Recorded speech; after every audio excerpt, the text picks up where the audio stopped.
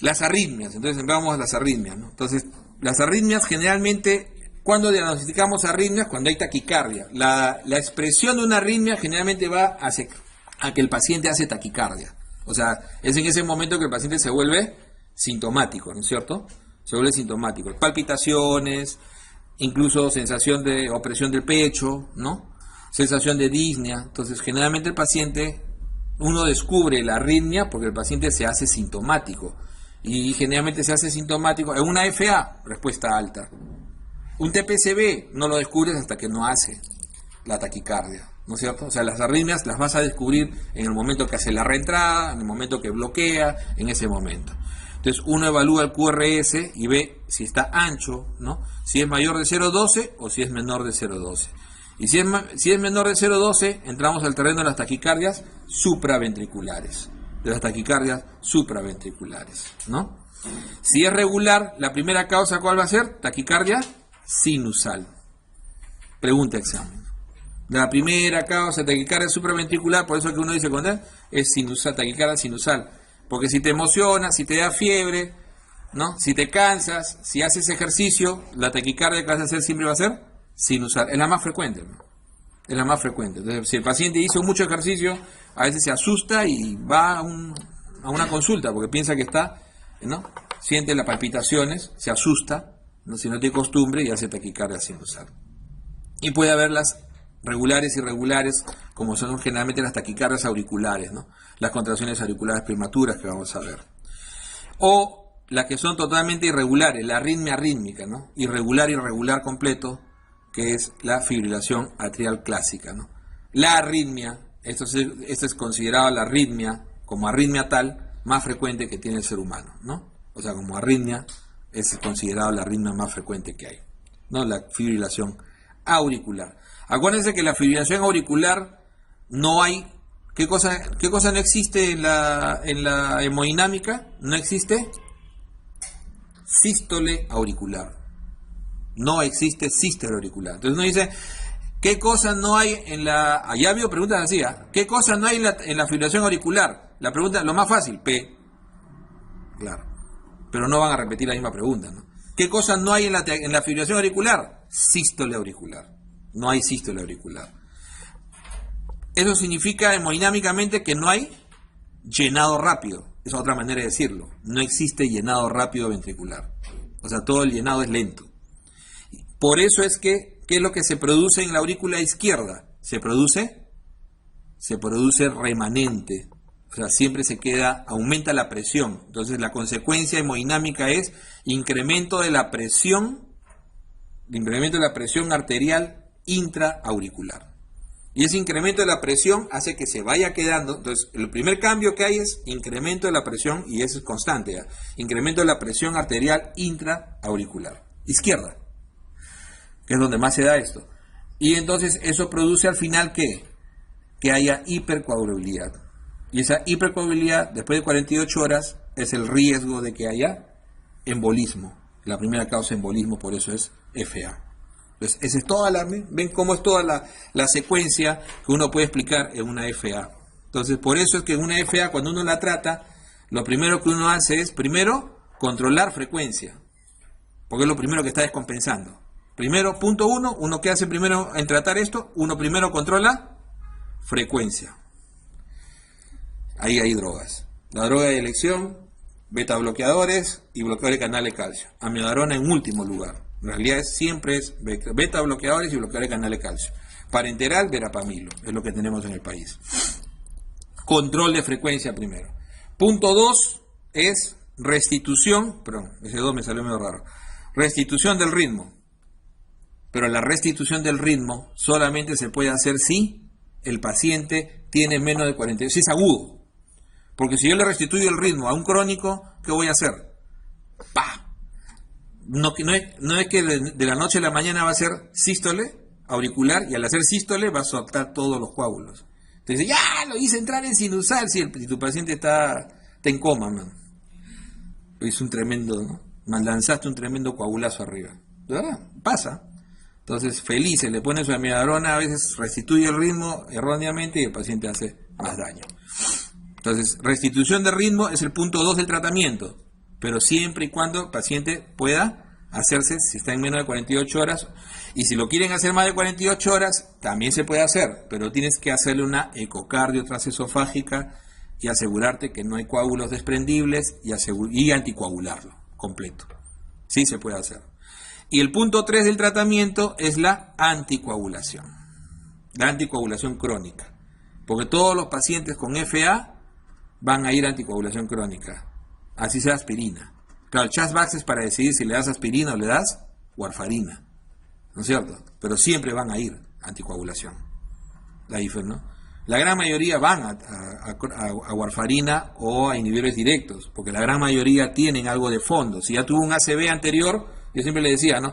Si usted, ¿cómo te vas a aprender todo el Chas-Bax? No, apréndete lo básico. Más de 75 años ya tiene 2 puntos, lo anticoagulas. Es diabético, ya tiene un punto, le buscas uno más por ahí. Tiene insuficiencia arterial, ya tiene otro punto, ya tiene 2. Tuvo un ACV anterior, sí, ya tiene 2 puntos. O sea, con dos puntos ya es warfarina. ¿Te das cuenta? Entonces simplemente tiene insuficiencia cardíaca, ya tiene 2 puntos, también igualito. Le mete su warfarina. Es ahí el asunto, ¿no? Entonces el paciente va a anticoagulación. Pero ese es el tratamiento clásico. Ahora, en los QRS anchos, uno tiene que determinar, ¿no? Puede ser supraventricular, pero con conducción aberrante. Ahí tienes los clásicos. Eso ya, simplemente, nunca les van a poner apellido. Acuérdense que en cualquier pregunta les pueden decir, un QRS ancho, ¿no? En el electro, puede ser, si es catalogado de supraventricular, ¿qué es? Como consecuencia, ¿qué cosa es? Es una conducción aberrante. O sea, para que pueda ser supraventricular, lo que sucede es que hay una conducción aberrante. Y eso hace que se vea como QRS ancho, como imagen de bloqueo. ¿Ok? Y también están los síndromes de preexcitación, ¿no? Los síndromes de preexcitación, ¿no? Wolf, síndromes de preexcitación. Entonces, arritmias supraventriculares, como decíamos, la primera causa regulares, taquicardias sinusal, el TPCB clásico, ¿no? Paciente joven. ¿Qué cosas nos ponen siempre las preguntas cuando quieren un TPCB? Paciente joven, mujer, ansiosa, una serie, ese siempre lo ponen así, ¿no? Paciente con mucha ansiedad o con mucho estrés, joven, mujer, ya ese es clásico. Clásico que hace un TPCB, ¿no? Un TPCB clásico con taquicardia, con QRS estrecho, ¿no? Del tipo, ese es clásicamente del tratamiento inicial. ¿Cuál es? Siempre es maniobra de Valsalva. Siempre se intenta la maniobra de Valsalva, ¿no? O sea, las maniobras vasovagales. Si no funciona, bloqueadores de canal de calcio o beta bloqueadores. ¿Ok? Esa es la otra posibilidad. ¿Cuál es la elección hoy en día? En estos pacientes con TPCB. O sea, ese es el manejo crónico, pero en el momento agudo del paciente que está en taquicardia se usa adenosina. O sea, en el momento de la reversión, o sea, en la reversión, en la cardioversión farmacológica, lo que se usa hoy en día es adenosina. En el mantenimiento se usa beta block o bloqueador de canal de calcio. ¿Ok? Pero en el momento agudo lo que se usa es adenosina en estos pacientes, ¿no? También está el flúter. Y en los irregulares, como le decía, ¿no? La fibrilación auricular y la taquicardia auricular multifocal, que es rara, pero esto es una consecuencia de las taquicardias auriculares automáticas clásicas, o sea, de los CAPS clásicos de los pacientes con EPOC. Esta es la que hacen los pacientes con EPOC, la taquicardia auricular multifocal. ¿No? ¿Qué es lo que uno encuentra en el electro? Contracciones auriculares prematuras frecuentes. Entonces uno ve un electro, pongamos que sea regular, yo no tengo buen pulso, regular, de repente, pongamos que todas son irregulares, de repente aparece una parecida, pero un poquito más alta. ¿Y cómo te das cuenta que es un CAP? Uno, porque el R es un poquito más alto, y porque la P se parece, pero no es igual. Por eso que uno tiene que mirarlo, ¿no? O sea, todas estas P son iguales, pero mira, esta de acá, y entonces a veces el espacio también no es el mismo, ¿no? Apareció un poquito antes. Por eso que se vuelve irregular, pues. Entonces si entran varias CAPs, el ritmo se vuelve irregular. Pero uno cuando lo mira a veces dice, oye, pero se ven todas igualitas, sí, pero mira, esta de acá es un poquito más alta, esta de acá es un poquito más alta. Ah, mira, estas son contracciones auriculares prematuras. A veces nosotros lo ponemos como CAPS, pero el nombre de esa arritmia es taquicardia auricular multifocal. Tiene varios focos de PES. Eso es lo que pasa. O sea, no sale solamente el sinusal, sale de focos paralelos. Según la relación con la onda P, como decíamos, ¿no? Va a depender si es RP corto, o sea, o si es RP largo, y ahí tienes las reentradas. Como decía, acá tienes hay toda una clasificación compleja, que esto más va hacia el cardiólogo, ¿no? Lo que hay que saber es que esas son básicamente por reentrada, ¿no? Son por reentrada, fundamentalmente. Entonces, como decíamos, taquicardia sinusal, incluso efecto farmacológico es otra de las causas, ejercicio, fiebre, efecto farmacológico, por ejemplo, los beta agonistas producen esto, el hipertiroidismo, ¿no? Incluso el embolismo pulmonar, lo primero que produce es taquicardia sinusal. El paciente siempre está taquicárdico. ¿Qué más, para no olvidarnos, qué más produce el TEP o el embolismo pulmonar? O sea, lo más frecuente va a ser esto, taquicardia sinusal. Pero ¿qué más puede producir? T negativas en las caras, en los precordiales. ¿Y qué más puede producir? El clásico S1, Q3, T3. ¿Ok? No se olviden. Puede ser pregunta de examen, ¿no? Imagen clásica, ¿no? En la electrocardiografía, ¿no? Es diferente lo más frecuente a lo más clásico, ¿eh? Acuérdense siempre eso. Lo más frecuente es que todos hagan taquicardia sinusal. Pero taquicardia sinusal es común a mucha patología, ¿no es cierto? Pero clásico de ellos que uno puede encontrar y se encuentra entre el 15 y 20% de los pacientes con TEP es S1, Q3, T3. ¿Qué significa eso? Que en uno vas a encontrar una onda como esta, pero acá, S. O sea, una S profunda. Miren este 1. Este 1 ustedes no ven onda S, ¿no? Onda, o sí. Ah, no, perdón, acá está. Q, R, esta S, ahí está. Este tiene una S, miren. Este sería un S1. Vas a 3 y en 3 buscas que tenga Q. Pongamos que acá tuviera Q. Ya. Y T negativa en 3. Entonces, S1, onda Q en 3, T negativa en 3, eso se llama S1, Q3, T3. Clásico del TEP. Eso se ve en el TEP. Ahora ustedes mirando, pero ahí tiene T negativa. Sí, pero ¿por qué? Porque este es un bloqueo de rama derecha. Ven ustedes que acá uno tiene que mirarlo con mucha malicia, pero si se dan cuenta es un QRS ancho y tiene una RR'. Sino que la R' cae al costadito, ¿se dan cuenta? Miren, está en puntita y acá se ve. Por eso que uno tiene que mirarlo con mucha malicia, ¿no? O tener mucha imaginación. Y esta T negativa es clásico de la repolarización de todo bloqueo. Por eso ve con T negativa. ¿Ok? Taquicardia auricular. Entonces la taquicardia auricular, como les decía, tiene esa característica de los CAPS. Entonces hace morfologías diferentes, ¿no? R's con diferente morfología, más altas, más chicas. Entonces eso es lo que hace lo que nos hace a este paciente. Eso se ve en enfermedades estructurales, como dicen, algunos pacientes que tienen cardiopatías dilatadas y EPOC. Este es clásico, lo vemos en EPOC. Y algunas intoxicaciones, la intoxicación digitálica también puede producir taquicardia auricular. Entonces, causas de taquicardia auricular, EPOC, acordarse siempre EPOC y intoxicación digitálica, ¿no? Son P ectópicas, ¿no? Aislado, eso se llamaría contracción auricular prematura. El TPCB, ese es el clásico TPCB, ¿no? Entonces el TPCB, mujer joven, generalmente frecuencias mayores de 150, a veces el paciente puede estar hipotenso. O sea, acá hay dos situaciones. El paciente puede estar hipotenso, puede haber compromiso hemodinámico, especialmente en aquellos que hacen frecuencias mayores de 180, mayores de 200. Entonces, un paciente cuando hace eso puede estar hipotenso. Y un paciente hipotenso no se le puede hacer cardioversión farmacológica, sino tiene que ser eléctrica. Entonces ahí se hace cardioversión eléctrica, ¿no? A veces dura minutos, a veces el paciente sin darse cuenta hace una maniobra de Valsalva y solo se va. Acuérdense que la maniobra de Valsalva es pujar, ¿no? La maniobra de Valsalva no es masaje, ojo, no es masaje, sino la maniobra de Valsalva es tapar la nariz y la boca al paciente, toma aire profundo, le tapas la nariz y la boca y lo agarras ahí. Así.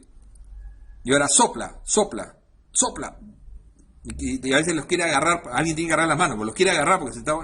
Ese efecto de tratar de botar, esa es la manera de Valsalva. Eso, boom, hace que baje en el 50%, revierte. Incluso en algunos estudios hasta el 70% revierte. Otro efecto de Valsalva es meter al paciente en agua helada, pues eso ya es más dramático, ¿no? Es más dramático, pero se puede hacer, ¿no? Si tienes por ahí hielo, una batea con agua, con hielo, y le pones ¿no? Es más dramático, no tapa la nariz, lo metes en el hielo y lo sacas. Chao, taquicardia. Es más efectivo todavía. Ojo que es más efectivo, eso está escrito, pero es más dramático, más difícil de hacerlo y a veces controversial para algunos pacientes, ¿no? Entonces el paciente cree que lo has maltratado. Y al final, en estos pacientes, cuando vas a usar medicación, la elección hoy en día es adenosina. La adenosina viene de 6 miligramos. Generalmente se pone 6 miligramos de inicio, se puede poner unos 6 miligramos finales hasta 18 máximo. Algunas guías recomiendan poner 12 en bolo de un solo saque. Y si no funciona, ya no va a funcionar. Nosotros solemos hacer eso, ¿eh? Somos más aburridos los peruanos, ¿no? Pero generalmente la mayor parte de las guías te dicen 6 miligramos de inicio, esperar, si no funciona, 6 miligramos más. Ojo que la adenosina suele producir a veces un poco de hipotensión y suele producir dolor torácico, casi 100%. El paciente tiene la sensación de angina, y eso es normal, o sea, no lo fregaron. Entonces es normal, ¿no? La adenosina es un buen medicamento, viene ampolla del Adenocor, un buen medicamento, debería estar en Cocheparo, a veces es difícil conseguirlo, poco caro, pero se usa hace muchos años, usamos desde que era residente, usamos la adenosina, salió más o menos por el 98, por ahí. Así que es un buen medicamento. Entonces los TPSB generalmente gente joven, regular. A veces uno dice, ¿cómo veo ahí la P? Acá a veces no ves la P, porque cuando tienes más de 180 de frecuencia es muy difícil ver la P. Y muchas veces este paciente, cuando tú le pones la adenosina, ¡brum!, te das cuenta que no era TPSB, a veces era una reentrada, a veces era, ¿no? Porque la adenosina no solamente sirve para control, sino sirve para diagnóstico. También sirve para diagnóstico. Porque en el momento que el paciente está en frecuencias altas, es casi imposible notar otras ondas. Por ejemplo, una onda delta no la notas hasta que el paciente sale de la taquicardia. Entonces es así, un poco complicado. La fibrilación, como ya hemos hablado, la onda P ausente. ¿Qué cosa es la onda F oscilante? La onda F son las ondas accesorias P, ¿no? O sea, las ondas P, en realidad la frecuencia de P existe, si no sería un paro sinusal. O sea, en realidad P existe, pero no ingresa. O sea, ¿qué es lo que pasa en el nodo? Tú tienes el corazoncito acá, ¿no? Tienes el nodo aquí, tienes el nodo AB, tienes el nodo sinusal, y lanza y no le hace caso, pero lanza de una cantidad increíble. La frecuencia nodal llega a estar generalmente entre 300 y 600. ¿Se dan cuenta? O sea, la frecuencia nodal es bien alta, es altísima, ¿ves? Frecuencia auricular, acá dice 350 a 600, ¿no? Yo lo tengo siempre en la cabeza como entre 300 y 600, esa es la frecuencia auricular. Pero lo que pasa es que el nodo AB no le hace caso, no ingresa. Entonces hacen como rizos. Hace como rizos y sigue.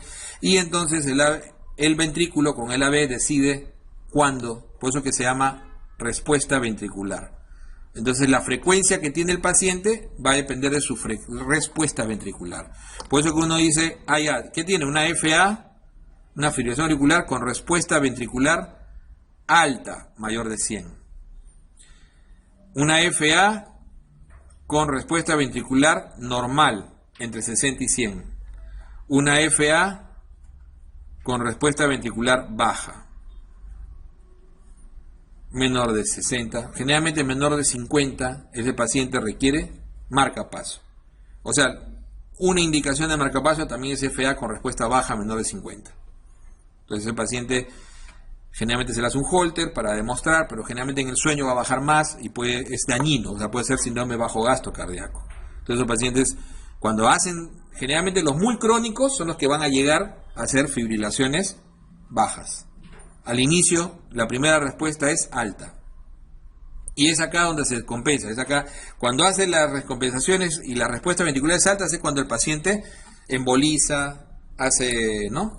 Lanza los coágulos, ¿no? Hace un ACV o hace un embolismo, incluso embolismo pulmonar, puede ser una trombosis mesentérica, puede ser muchas cosas. O sea, no es que el paciente solamente lance al cerebro. Al cerebro es uno de los sitios que llega con más frecuencia. Pero hemos tenido pacientes que han perdido la pierna, han hecho trombosis arterial en miembros inferiores, trombosis mesentérica, o sea, entonces todas esas posibilidades, infarto pulmonar, o sea, todas esas posibilidades hay en la FA, ¿ok?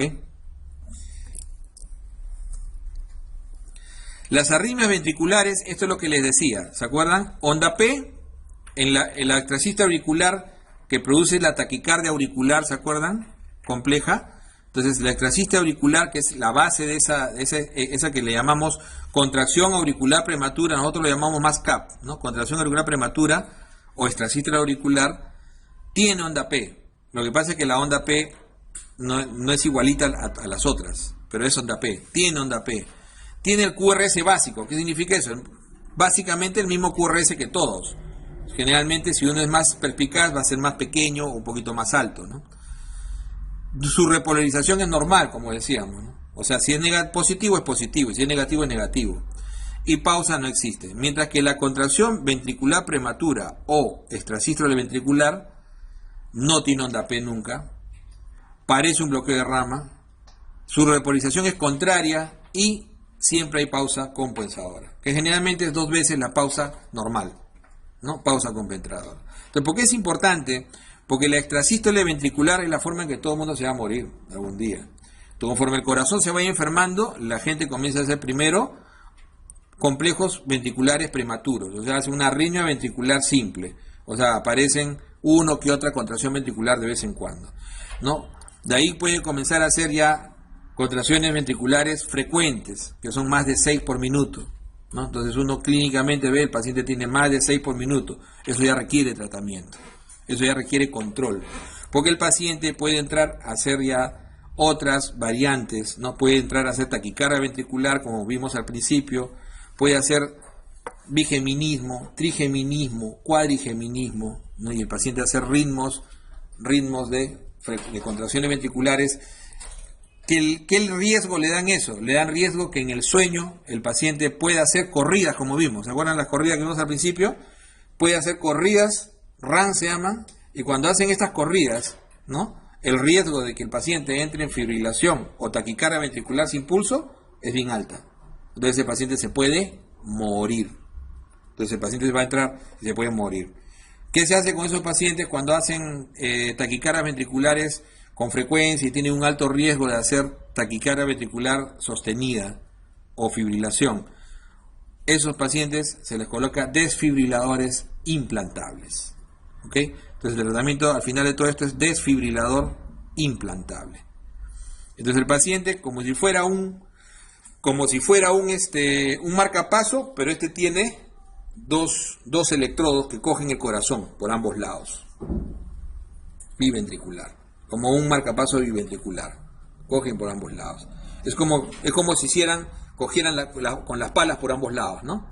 Y el aparato es simplemente un pequeño cerebro ahí, que es un pequeño computador que lleva la frecuencia todo el tiempo, ¿no? Y al momento que entra en taquicardia, ting, ting, ting, y nota que va a entrar, puede entrar en paro, o en el momento que comienza a hacer una corrida, tum, tum, tum, tum, a la décima, ¡bum!, desfibrila. Y desfibrila, pero desfibrila, como está dentro del electrodo, la cantidad de electricidad que lanza no es tan alta, ¿no? No va a ser 150, 100, probablemente lance 40, 30, no sé. Pero ¿duele o no duele? Duele. Yo le digo porque también me pasó lo mismo. Paciente igual, esperando a psiquiatra y nadie sabía que tenía un desfibrilador implantable. Y el paciente gritaba ¡ay! Y estaba desfibrilando. Pónganle igualito. Duele. Lo que pasa es que el paciente le pusieron su desfibrilador, como recién eran los primeros que se ponían, y no le explicaron lo que iba a pasar. Y el pata se estaba muriendo varias veces, ¿eh? Me decían, ya la quinta vez que grita, ya 5 veces que le ha salvado el aparato. O sea, ese pata sin ese aparato yo hubiese estado en paras, ellos hubiesen muerto hace rato, ¿no? Entonces realmente hoy en día eso cambia la vida de muchos pacientes, ¿no? El desfibrilador implantable le ha cambiado la vida a mucha gente que podría haber estado muerta hace mucho tiempo. A mí me da pena, porque he tenido muchos pacientes que los he tratado durante años y lo único que nos quedaba era darle amiodarona, ¿no? Que en realidad lo único que te queda a veces, si no tienes no tienes el aparato, lo único que te queda es darle amiodarona, que es lo único que te controla un poco contracciones ventriculares prematuras, ¿no? Pero la amiodarona con todos los efectos adversos que puede tener, ese es el gran problema, ¿no? Pero no es tan efectivo. En cambio esto es 100% efectivo, ¿no? Salvo que para su mala suerte se le baje la batería, ¿no? O le hayan puesto un desfibrilador implantable chino. No, también no son tan malos. Entonces las contracciones ventriculares prematuras, como decíamos, ¿no? Pueden, por ejemplo, si cada segundo latido es una CPB, va a ser bigeminismo, ¿no es cierto? ¿No? Entonces va a ser bigeminismo. Entonces miren, ¿ves? Bigemina. O sea, uno normal, bigemina. Porque este es el normal, porque este tiene P, ahí está la P, ¿no? Este tiene P, este tiene complejo que parece un QRS y tiene la repolarización invertida y la pausa compensadora, ¿se dan cuenta? Esta es la contracción. Contracción, contracción. Normal, contracción, normal, contracción, normal, contracción, bigeminismo. Ese paciente tiene que entrar con su amiodarona en ese momento, ¿no? Una vez que lo controlen, va a un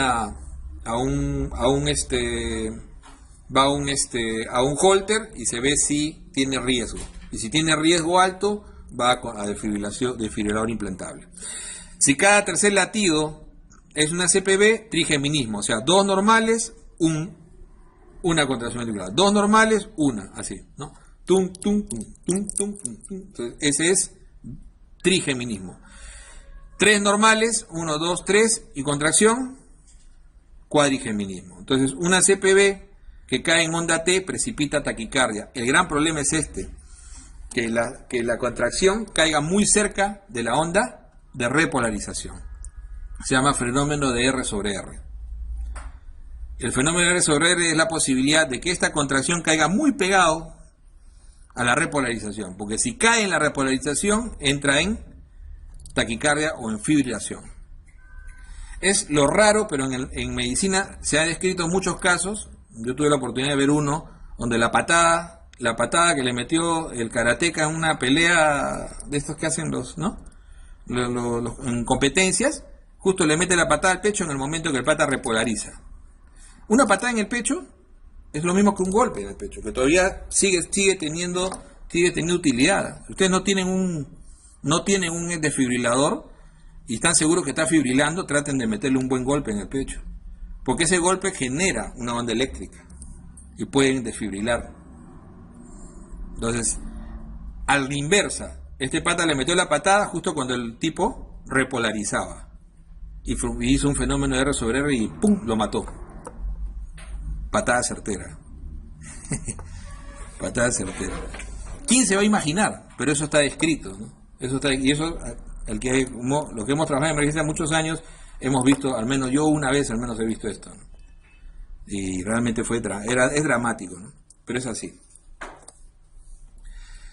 Entonces, como decíamos, ¿no? La taquicardia ventricular puede ser no sostenida y sostenida.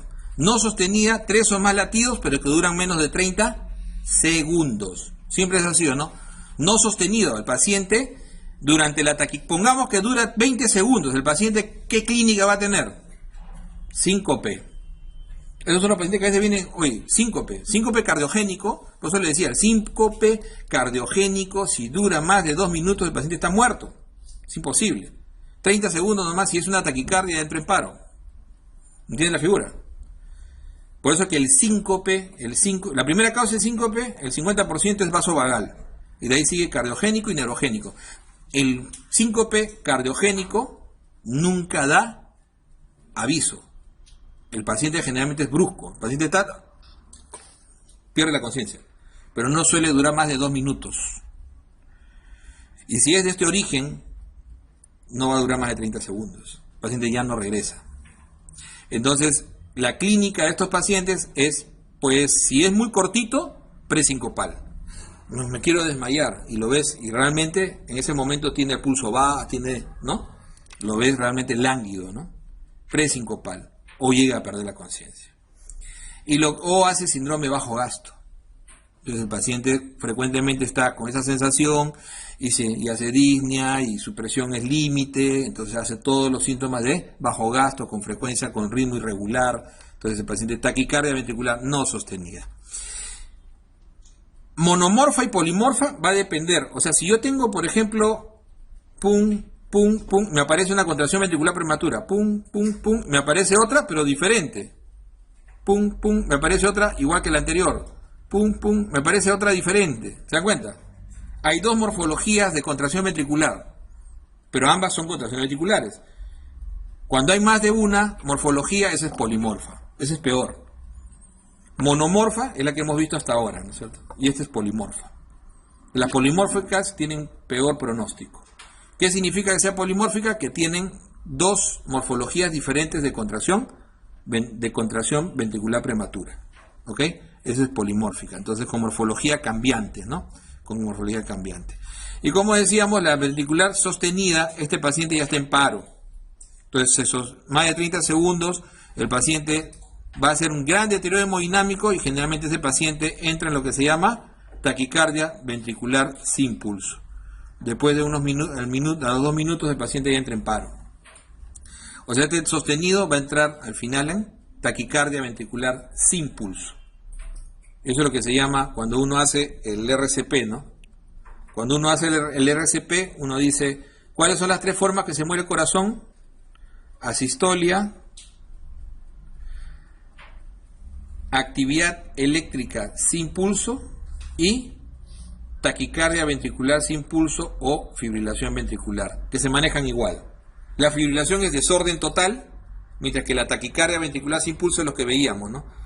Una secuencia de contracciones ventriculares iguales, pero que pasa de generalmente más de 30 segundos y ya hace hemodinámicamente un paro. O sea, no encuentras pulso. Entonces, le tomas el pulso, no tiene.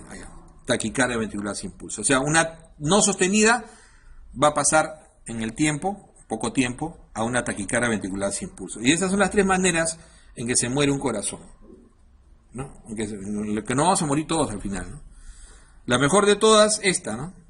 Digamos, porque esta es la que se puede desfibrilar. Esta es la que se desfibrila. En esta no hay nada que hacer.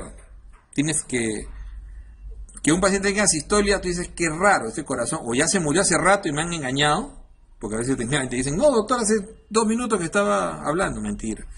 Entonces si le haces RCP a un paciente que está muerto hace rato, o simplemente hizo un fenómeno de R sobre R, hizo un fenómeno, ¿no? Algún fenómeno, o usa una ruptura, el asunto es que el paciente entra en asistolia, lo cual es raro. Generalmente estos son pacientes que están muy hipoxémicos o con muchos problemas. Mientras que la actividad eléctrica sin pulso, ¿no? La actividad eléctrica sin pulso tiene las famosas 5 H's y las famosas 5 T's. Entonces la actividad eléctrica sin pulso, ¿qué significa? Hay un ritmo, o sea, tú pones las palas y el paciente tiene un ritmo, que puede ser idioventricular, bradicárdico, como quieras, pero el paciente no tiene pulso. Entonces el paciente no hay hemodinámica. ¿Qué pasa para que el paciente no contraiga el corazón y tenga ritmo? Lo primero, mecánico, taponamiento, ¿no es cierto? ¿Cómo se muere un paciente en taponamiento cardíaco? En actividad eléctrica sin pulso. O sea, el corazón llega a comprimirse tanto que ya no puede hacer contracción. Entonces entra en paro. El taponamiento cardíaco va a entrar en paro en actividad eléctrica sin pulso. El otro, neumotoras atención. Es otra de las 5 T's, ¿no? Neumotoras atención. Ya vamos con 2 T's. Ese paciente hace actividad eléctrica sin pulso también. O sea, tanto aire comprime, ¿no? Negativamente, que el corazón ya no encuentra cómo, se queda ahí. Ya no tiene cómo, porque está comprimido por el aire. Otra posibilidad es que el corazón no pueda despolarizarse porque tiene hipercalemia. Ahí vea una H. O porque tiene hipocalemia, o sea, las dos, hipo o hipercalemia. Acuérdense que uno hace paro en diástole y el otro en sístole, ¿no es cierto? La hipo en sístole, la hiper en diástole, ¿no es cierto? Siempre pregunta el examen, ¿no? Esa siempre es pregunta de examen. Entonces, ¿pero qué tipo de paro hace la hipocalemia? Una actividad eléctrica sin pulso. Porque si uno le pone en los electrodos, hay actividad eléctrica. Pero no es fibrilación, sino son contracciones que no dan repercusión hemodinámica. Puede ser la morfología es muy variable. Puede ser brady, puede ser taqui, pero tiene esa actividad eléctrica y de pronto el paciente no tiene pulso, está en paro, está inconsciente. Otro que hace actividad eléctrica sin pulso es la acidosis severa. ¿Por qué dicen que la acidosis se puede morir? ¿Cómo se muere la acidosis? ¿Perforado? No. ¿Cómo se muere la acidosis? Justamente porque el corazón llega a un momento en que ya no puede despolarizarse por el efecto de la alta acidosis que hay, ¿no? Extracelular. Entonces el paciente para. Ya no hay las condiciones para que pueda haber repolarización. Entonces ya no ingresa el calcio, ya no ingresa el sodio a la fibra y no hay repolarización, por lo tanto para. Esa es actividad eléctrica sin pulso. Esa actividad eléctrica sin pulso. Otra causa. Hipoxemia. ¿Qué cosa va a producir la hipoxemia? Primero, actividad eléctrica sin pulso. Y al final, asistolia. Ahora que se van a la playa y se ahoguen. Ahoguen sus penas, digo, ¿no?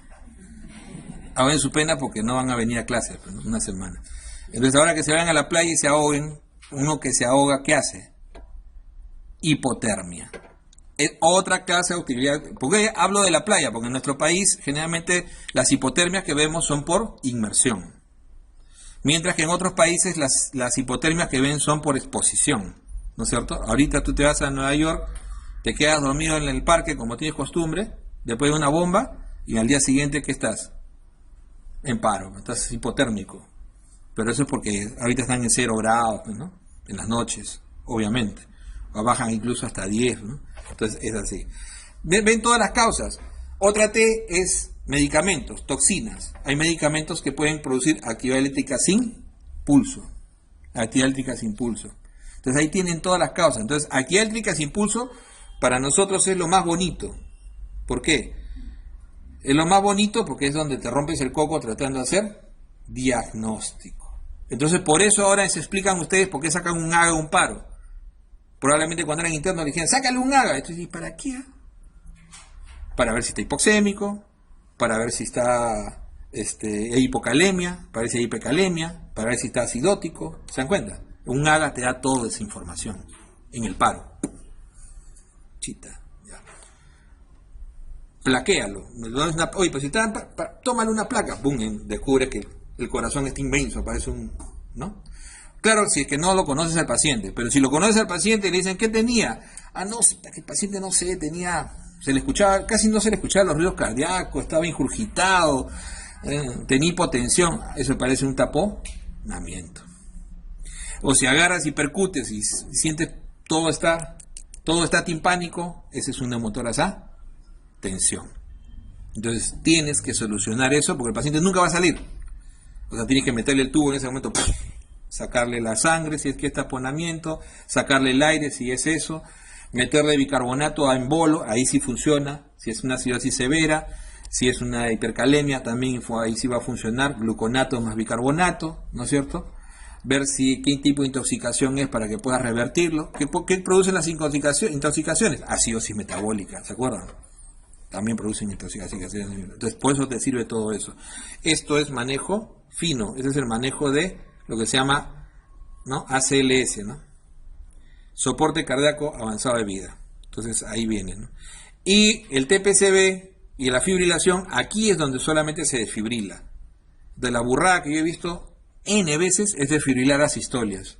No tiene sentido, o sea, uno no desfibrila lo que no fibrila. Tiene que haber fibrilación o tiene que haber taquicardia ventricular sin pulso para que la fibrilación.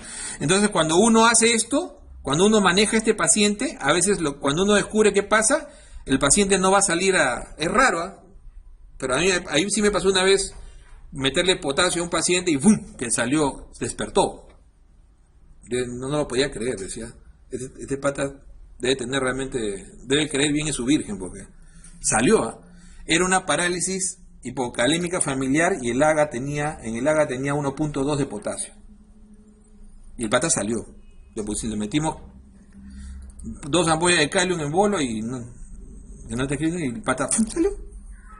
Despertó. Ya le querían meter el tubo. Entonces, eso pasa, ¿no? Esas cosas raras pasan. Pero como le digo, acá generalmente este actividad eléctrica sin impulso, ¿a qué va a salir? Va a salir a fibrilación. ¿Qué haces tú con la sistolia? Tratas de hacer ¿qué? Fibrile. Lo que tratas de hacer es que fibrile. Entonces, ¿qué haces? Le pones adrenalina, atropina, adrenalina. Por eso que se pone adrenalina, atropina, pues. Adrenalina, atropina, lo pones para tratar de que el paciente, de que el corazón fibrile. Y una vez que fibrila, lo desfibrilas. ¿Ok? Por eso es que es más importante desfibrilar que incluso hacer RCP. Porque si tú descubres que el paciente está fibrilando, olvídate el masaje, olvídate de todo. Desfibrílalo ya. Es más raro, desfibrílalo ya. O sea, tienes que desfibrilarlo ya. Pero si no, masaje. Olvídate el oxígeno. Más efectivo hoy en día es el masaje. Primero masaje.